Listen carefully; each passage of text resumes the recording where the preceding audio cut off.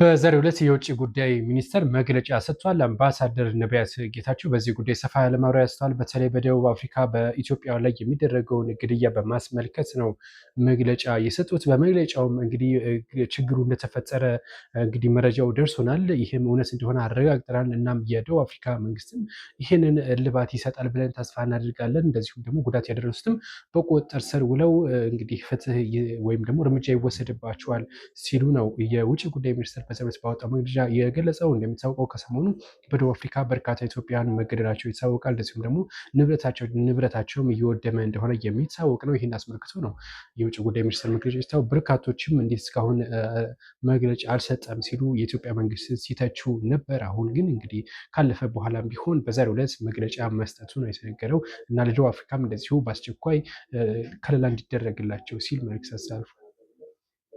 የአውሮፓ ህብረት በዛሬው ዕለት መግለጫውን አውጥቷል። መግለጫው ደግሞ በዋናነት በትግራይ ክልል ያለውን ወቅታዊ ሁኔታ በተመለከተ ነው።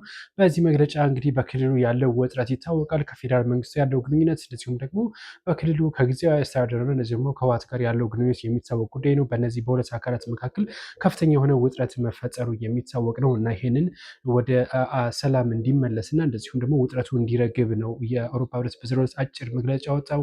እንደሚታወቀው ህወሓትና እንደዚሁም ጊዜያዊ አስተዳደሩ ከፍተኛ ውጥረት ይገኛሉ።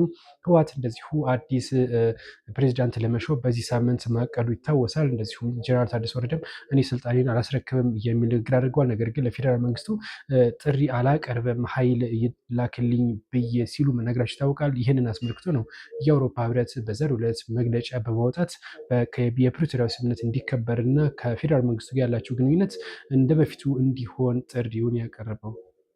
በቁጥጥር ስር የዋሉት ወደ ጋዛ እርዳታ ለማቅረብ ሲጓዙ የነበሩት ማለት ነው። እነዚህ ግለሰቦች በቁጥጥር ስር ውለዋል ነው የተባለው። በምን ምክንያት በቁጥጥር ስር ዋሉ በምን ምክንያት እንደዋሉ ባይታወቅም፣ ነገር ግን በእስራኤል ወታደሮች ነው በቁጥጥር ስር እየዋሉት ነው የተባለው። አሁን በተሰማ መረጃ ደግሞ እነዚህ እንግዲህ በእስራኤል ባህር ኃይል ከተዘጋው ጋዛ 965 ኪሎ ሜትር ርቀት ላይ ህገወጥ በሆኑ መንገድ እንግዲህ በእስራኤል ማስረው መያዛቸው ነው የተነገረው። አሁን በተሰማ መረጃ እነዚህ ግለሰቦች ወደ ሀገራቸው እንግዲህ እንዲመለሱ ኦልሬዲ ቀነ ቀጠሮ ተይዞላቸው ወደ ሀገራቸው እንዲመለሱ ማለት ነው። ከአሁን ቀደም እንደሚታወቀው እንግዲህ በርካታ የሰብአዊ መብት ተሟጋቾች እና ጋዜጠኞችም ወደ ጋዛ እንደዚሁ በጀልባዎች ለመጓዝ ሙከራ አድርገው ነበር። ነገር ግን አልተሳካላቸውም። እዛ ቦታ የደረሰ የለም ኦልሬዲ ተመልሷል ማለት ነው። አሁንም እነዛ ያንን ሙከራ ለማድረግ ነበር እንቅስቃሴ ያደረጉት። ነገር ግን ይሄ ሙከራቸው ሳይሳካ ቀርቶ ተይዘው አሁን በቻርተር አውሮፕላን ማለት ነው ወደ ሀገራቸው ወደ ቱርክ እና ወደ ተለያዩ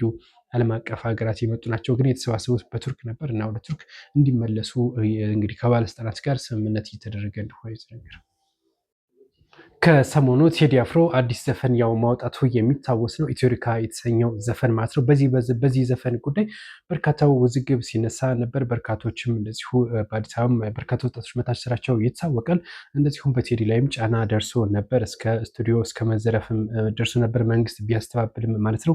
አሁን በተሰማ መረጃ ደግሞ እንግዲህ ታስረው የነበሩት ማህሌት ሰለሞን፣ ዳግም እንደዚሁም ደግሞ የአርቲስቱ ቃል አቀባይ እንደሆነች ይታወቃለች። ማህሌት ሰለሞን እስካሁን አልተፈታችም። እንደዚሁም ደግሞ አብሮ አደጉና የቅርብ ጓደኛው የሆነው አቶ ኢየሱፍ ያሲንም እንደዚሁ ከእስር እንዳልተፈታ ጭምር ነው የተገለጸ የሚገኘው እና እነዚህ ሁለት ግለሰቦች አሁን በእስር ላይ እንደሚገኙ ነው የተገለጸው ማለት ነው። ማኔጀር ማህሌት ሰለሞን ያው ማናጀሩ እንደሆነች ይታወቃል።